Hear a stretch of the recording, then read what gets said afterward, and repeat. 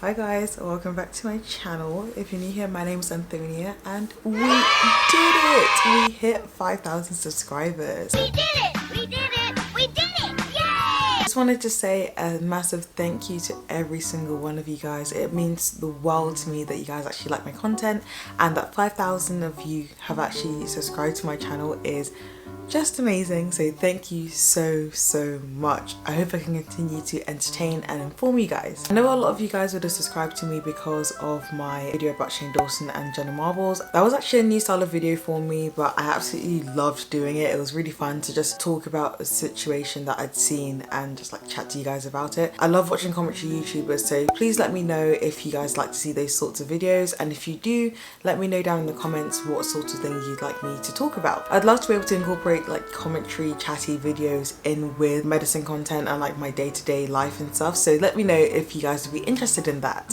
As I've hit 5k on YouTube, I thought that it'd be fun to answer some of you guys' questions, seeing as a lot of you guys may not know too much about me. You might have seen like 1 or 2 videos from me and then decided to subscribe, so I decided to do a little 5k Q&A. I got you guys to send me in some questions and I'm going to be answering them in this video. Before we get into this video, if you guys haven't subscribed already, please subscribe and hit the bell so you can be notified for when I post. I post videos about medicine and my daily life and some chatty videos here and there, so if that sounds good to you, feel free to subscribe. Follow me on Insta. I also have a slightly different background, so my parents decided to revamp my room for me, so rearranged a couple of things, got a new bed, and I love it. So hopefully you guys like this new background, and let's get into this video. I've got the questions up on my phone. Ollie is Try Their Best asked me, how are you? Not really an interesting question, but how was your day? I'm good, thanks for asking. I hope you are too. I'm a little bit stressed because I actually have exams in 3 weeks time, and instead of revising right now, I'm procrastinating and filming this video. Because of time zone differences, I have to do my exam at 1 AM in the morning, which is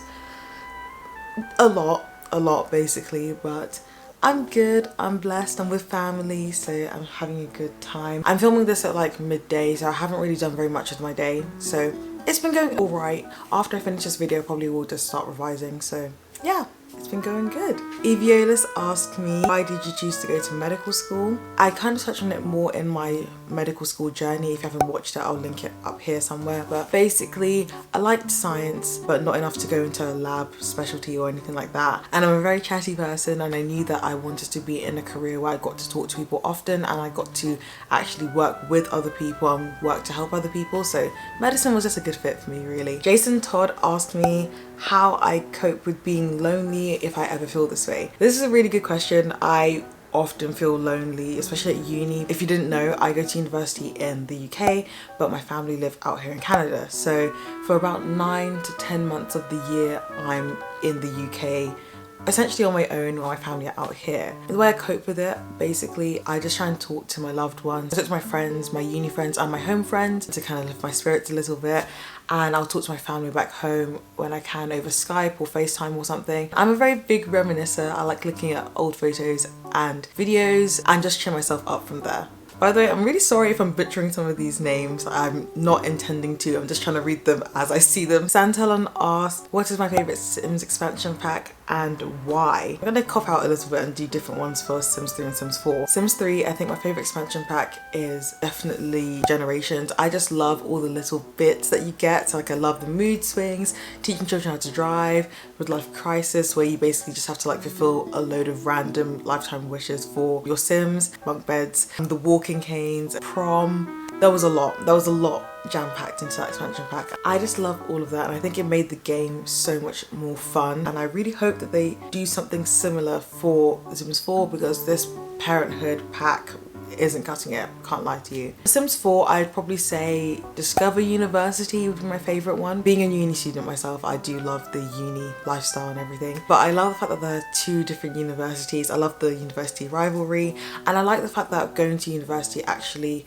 affects your career choices after you progress with your sim and everything, and the modality about being able to choose a distinguished degree or just like a regular degree. I just like it. I think it was a really good expansion pack. Khadija asked how I feel about the general idea that medical school or being a doctor, like a medical career, consumes your whole life. That's an interesting one. It definitely can consume your whole life. Medicine can be really overwhelming, like placement and being in hospital can be really draining. It's also really rewarding, but it's just the fact that as a clinical medical student, you're probably going to be in placement from 9 till 5 or 8 till 4, but you have to factor in travel time and revision time, and the content in medical school can be overwhelming. So I think that's why it's really important to have some really good hobbies and things that you like to do outside of medicine. I love sports, I love going to the gym, I love talking to my family and friends and hanging out with them, arranging to do things with them. I love YouTube. It's so important to have an outlet and to have hobbies that you want to do outside of medicine.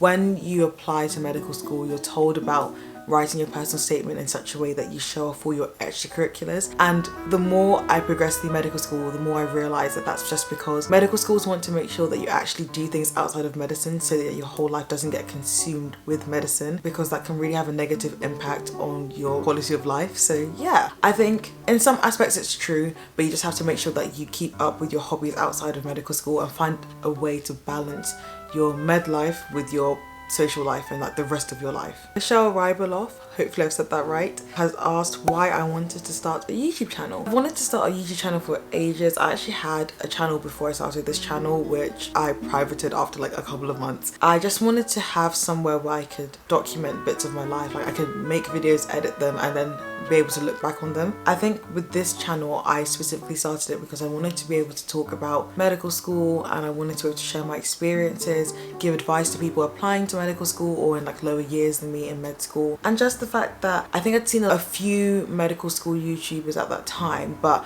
I hadn't really seen very many medical school YouTubers that looked like me, so I wanted to kind of fill that gap in representation as well. But as I kind of progressed on my YouTube channel, especially since lockdown, I've been realizing that I always knew that I was a chatty person anyway, but I've just properly realised the fact that I like talking, and I like talking about issues that are close to my heart, and also just like light-hearted things as well. So I'd say now I still want to share my life in medical school, but I would like to add on that I talk about things that kind of matter to me and talk about fun things as well, and give my own commentary on it as well, which is why I was so happy that the Sims video I did and the Jenna Marble Shane Dawson video I did went over really well with you guys, because I was scared it wasn't going to work, but you guys responded really positively to it. So I definitely think that I want to incorporate that more into my channel while still keeping the medic stuff in there as well, because you know, I'm a medic. And that perfectly leads on to Amy Lorraine's question of, do I have any favorite YouTubers or types of videos I like to watch? My taste in YouTube videos is very wide. Like I pretty much like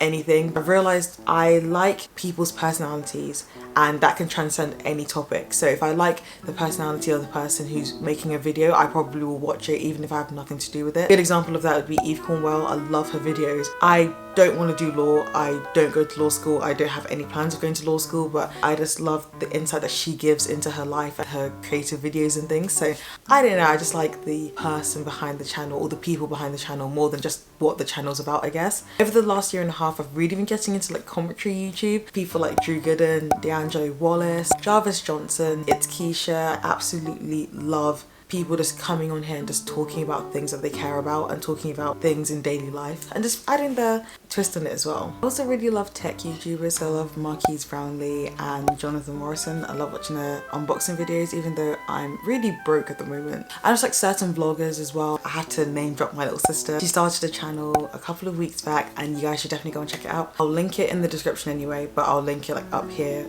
as well. My taste on YouTube is just very random. Emily Stribling asked, what specialty am I doing and how did I choose? Because I'm still in medical school, I don't need to choose what specialty I want to do for a while, but in terms of specialties I'm currently interested in, I really like the looks of pediatrics, gastroenterology, obs and gynae, surgery, and this year I really enjoyed my GP placement despite it being really chaotic. I've been kind of considering that as well. Kaylee Northrop asked, How is it being a medical student in times of COVID? Am I more or less fearful because of it? It's interesting. I feel like I remember when COVID was first becoming like a really big problem in around like February time, and we were still on placement. We were just still normal hospital placement. I was actually on my GP rotation at that time, and I remember hearing about it becoming quite big in China and moving across like throughout the world, but we hadn't been stopped from going on placement or anything. Then we started getting cases in the UK. I think we had a couple of people being held in one of our placement hospitals, which was kind of surreal, but obviously we were told that we weren't going to come in contact with them. It was going to be absolutely fine. And then we got an email at like 6 p.m. on one of our lecture weeks telling us that we weren't going to be back in placement until May. So people arranged to go home, I arranged to go home, and halfway through April we were told that we weren't going to come back on placement at all, which highlighted the severity of it for us. But then obviously keeping up with the numbers and the news and stuff, it's weird because even researchers and people at the top of their game don't really know everything there is to know about COVID. That's why we don't really have a vaccine at the moment. But when doctors and researchers are talking about the complications and side effects of having COVID, like the long-lasting conditions that you can be left with, damage to your lungs, your heart, going into respiratory distress and stuff, we know about those sorts of things. Having been on placement for around a year, it's scary because you see people who have recovered from things like respiratory distress and things, and you see and you learn about all these massive complications. So yeah, it is a bit scary, I guess. All I can say is wear your mask, socially distance. This thing isn't over yet, so please just take precautions. Just because things are opening up doesn't mean that we need to be out in Disneyland or shopping every single day for things that aren't essential. Let's take it slowly so that we can actually beat this thing properly. Yeah, that isn't coming from like a medical perspective. I am not a doctor, so I cannot give out medical advice. I just feel like we should follow social distancing guidelines. Me asked, do I have a language that I'd like to learn? What are my favourite languages? And bonus question, which Slavic language is my favourite? In terms of languages I want to learn, I want to try and reteach myself German because I actually did it at A level, but I've forgotten everything. I also want to teach myself Yoruba. That's my home Nigerian language. I understand it pretty well, I can't lie, but I don't speak it that well because I'm nervous of getting things wrong, like pronunciation and things. I'd really like to be able to brush up on my skills, I guess. I wouldn't really say I have a favourite language. I guess English, because I speak it every single day. Like I speak it with the most amount of people, but I do also love Yoruba. I think there are some nuances in language that Yoruba captures that English just can't, which I love. My favourite Slavic language, I mean, number one, they all seem super complicated and like I wouldn't be able to really learn them properly, but I'd probably say Polish because I had two childminders who were Polish, and I'm so sure that when I was younger they taught me words that I've definitely forgotten now. Funky Monkey asked, how much hate do I get on my channel and why? I would say that generally when I first started my channel, especially when it was like specifically med content, I didn't really get that much hate. There'd be a few rogue dislikes on videos and things, but I just put that down to maybe people didn't necessarily like the way that I was talking about certain topics, or they wanted to see more in my vlogs and things. But the bigger videos on my channel definitely get more dislikes and more hate. In particular, my Sims video and my Jenna Marbles Shane Dawson video. In reality, because those videos have done well, they are being pushed out to more people, so there's more chance for people to find this video and just to not agree with me. And with the Jenna Marbles Shane Dawson video, I'm looking at a situation critically, and I do have some criticisms for, in particular, Shane Dawson, which I know that people won't necessarily like, so it's understandable. Obviously when you get your dislikes in and stuff, it makes you feel a bit weird and a bit sad at times, but I just try and move past it with the fact that I'm trying to be as respectful as possible. I'll never be disrespectful to anybody, even if I don't agree with the way that they put across points or the way that they choose to conduct themselves. I'll always try and keep it respectful. I just want to have my opinion as well. So yeah, it's not really that much of a problem. And also sometimes in those hateful comments you can pick out things that are actually quite useful for improvement and things, so I try and look at it with a grain of salt and take the useful bits out of it. And final question, Bunny3 asked me, if I had to describe myself using only 3 words, what would they be?